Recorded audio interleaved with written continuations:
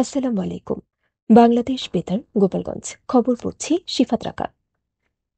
শরীয়তপুরে জাতীয় নিরাপদ সড়ক দিবস উদযাপন উপলক্ষে গতকাল র্যালি ও আলোচনা সভা অনুষ্ঠিত হয়েছে। নিরাপদ সড়ক দিবসে জেলা প্রশাসকের কার্যালয়ের সামনে থেকে একটি র্যালি বের হয়ে প্রধান সড়ক প্রদক্ষিণ শেষে একই স্থানে এসে শেষ হয়। পরে জেলা প্রশাসকের সম্মেলন কক্ষে এক আলোচনা সভা অনুষ্ঠিত হয়। জেলা প্রশাসক মিস তাসিনা বেগমের সভাপতিত্বে অতিরিক্ত পুলিশ সুপার শেখ শরীফুজ্জামান, অতিরিক্ত জেলা ম্যাজিস্ট্রেট পিঙ্কি সাহা, বিআরটিএ পরিদর্শক মেহেদী হাসান, সাংবাদিক আবুল হোসেন সর্দার, বাস শ্রমিক ইউনিয়নের সভাপতি ফারুক আহমেদ চৌকিদার ও নিরাপদ সড়ক জেলা কমিটির সভাপতি এড মুরাদ মুন্সী এ সময় উপস্থিত ছিলেন। এদিকে জাতীয় নিরাপদ সড়ক দিবস উপলক্ষে মাদারীপুরে মোটরসাইকেল চালকদের মাঝে হেলমেট বিতরণ করেছে সড়ক বিভাগ ও বিআরটিএ। গতকাল বিকেলে শহরের ইটেরপুল এলাকায় এ বিতরণ কার্যক্রম অনুষ্ঠিত হয়। এর আগে সকালে জেলা প্রশাসকের কার্যালয়ের সামনে থেকে একটি র্যালি বের হয়ে শহরের প্রধান সড়ক প্রদক্ষিণ শেষে একই স্থানে এসে শেষ হয়। পরে জেলা প্রশাসকের সম্মেলন কক্ষে এক আলোচনা সভা অনুষ্ঠিত হয়।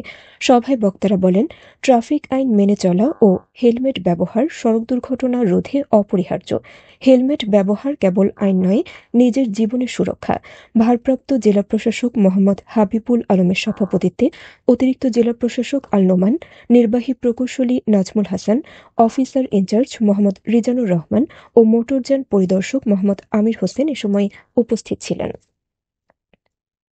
মাদারীপুরে গ্রাম আদালতের কার্যক্রম সম্পর্কে জনসচেতনতা সৃষ্টি ও প্রচার প্রচারণা কার্যক্রমে স্থানীয় অংশীজনদের সঙ্গে এক সমন্বয় সভা গতকাল জেলা প্রশাসকের সম্মেলন কক্ষে অনুষ্ঠিত হয়েছে। সভায় বক্তারা বলেন, স্থানীয় নেতৃবৃন্দ, এনজিও ও সামাজিক সংগঠনের সহায়তায় গ্রাম আদালতের কার্যক্রমকে তৃণমূলে ছড়িয়ে দিতে হবে। এতে আইনগত সচেতনতা বৃদ্ধি পাবে এবং সহজে ন্যায় বিচার নিশ্চিত হবে। সভা শেষে সিদ্ধান্ত হয়, গ্রাম আদালতের কার্যক্রম সচল রাখতে ধারাবাহিক প্রচারণা অব্যাহত থাকবে।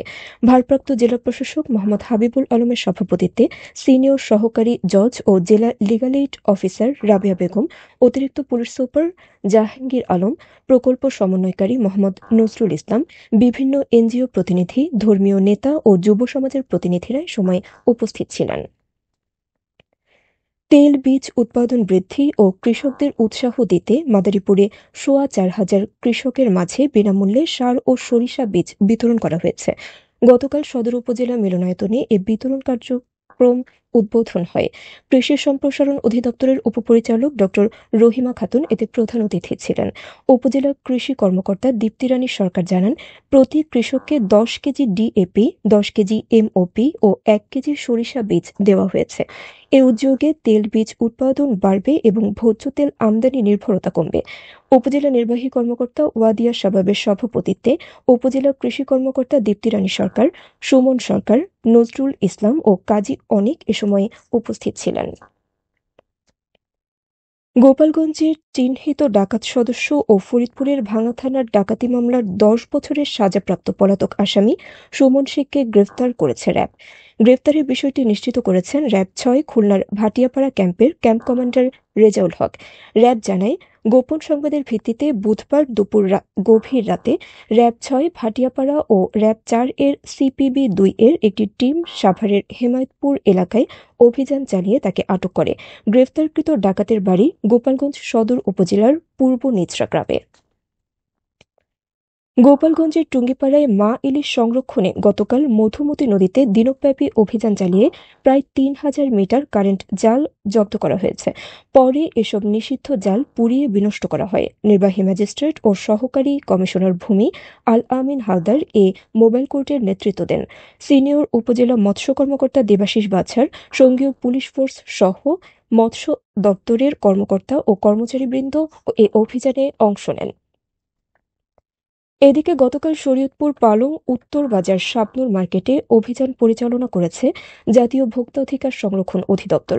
জেলা টাস্কফোর্সের সদর উপজেলার সহকারী ভূমি নাফিস ইলাহির নেতৃত্বে এ অভিযান পরিচালনা করা হয়। প্যারাশুট নারিকেল তেল, বেলি ফুল নারিকেল তেল, স্যাভলন ও সেমাইয়ের একটি ভেজাল কারখানা সিলগালা করা সহ কারখানার মালিক সঞ্জয় দাসকে ১ লক্ষ টাকা অর্থদণ্ড ও ১৫ দিনের কারাদণ্ড দেওয়া হয়। এছাড়া একই বাজারের আরেক দোকানের মালিক শ্রমিক নফেল মাতবরকে 40,000 টাকা অর্থদণ্ড দেওয়া হয়। অভিযানে সার্বিক সহযোগিতা করেন ভোক্তা অধিকার সংরক্ষণ অধিদপ্তরের জেলা শাখার সহকারী পরিচালক জান্নাতুল ফেরদৌস ও পুলিশের একটি বিশেষ টিম। সবশেষে আবহাওয়া।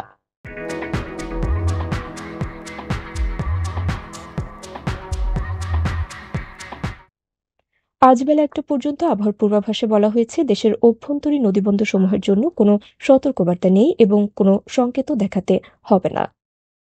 খবর শেষ হলো। আমাদের পরবর্তী খবর প্রচারিত হবে আগামীকাল সকাল 8টা বেজে 30 মিনিটে বাংলায়।